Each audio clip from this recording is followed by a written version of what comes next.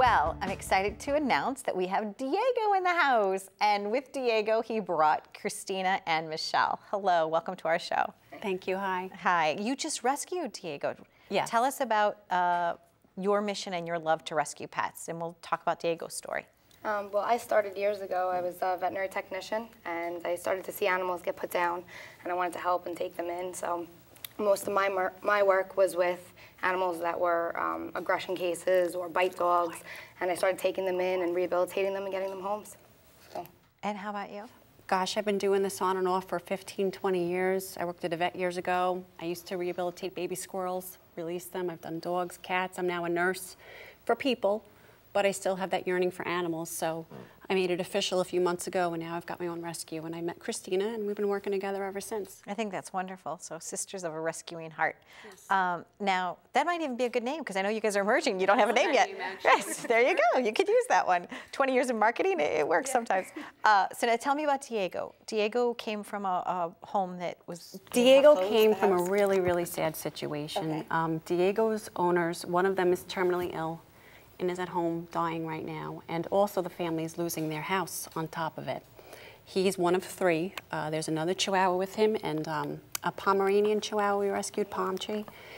And it was just awful for the man. He had to surrender the dogs to us or put them in a shelter, but at least he gave them to us, and we're going to do everything to get them a perfect home. Yeah, and they're all older dogs too. Yeah, Diego's 7. His sister is 4, and Palm Tree is 6. I keep wanting to say Palm Tree, but it's Palm Tree. I keep saying Palm Tree.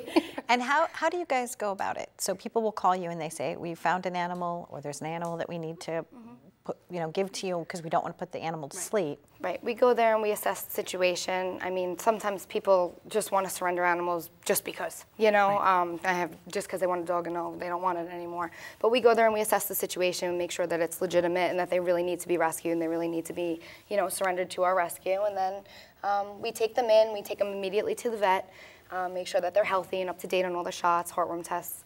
And then we assess their personalities.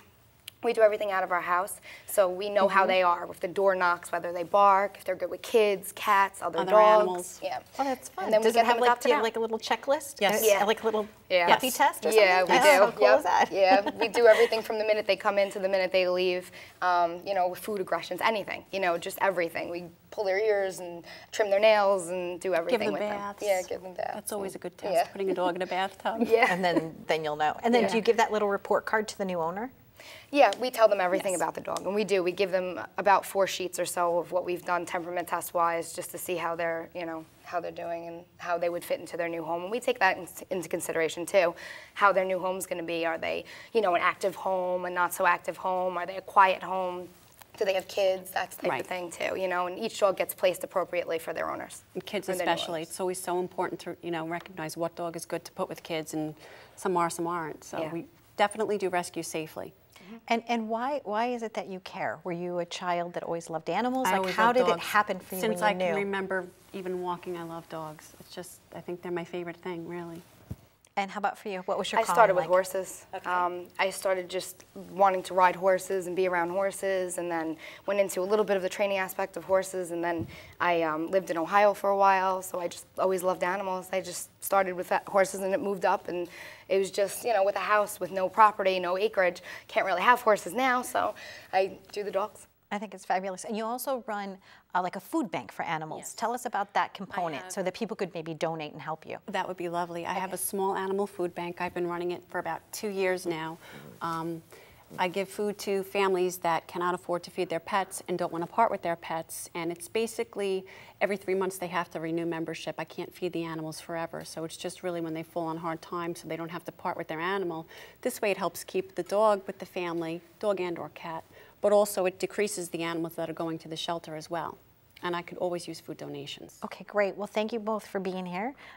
Diego, I think you might have a happy home coming soon. Diego right? needs a home. Hi. Diego, you want a home. If you would like more information about how you can make a difference in the lives of a pet, certainly reach out to us at liveituptvshow.com, and we have a pets button. So click on that and it'll link right to them. So thank you, Diego, and thank you, Cristina and Michelle, for being here. Bye-bye.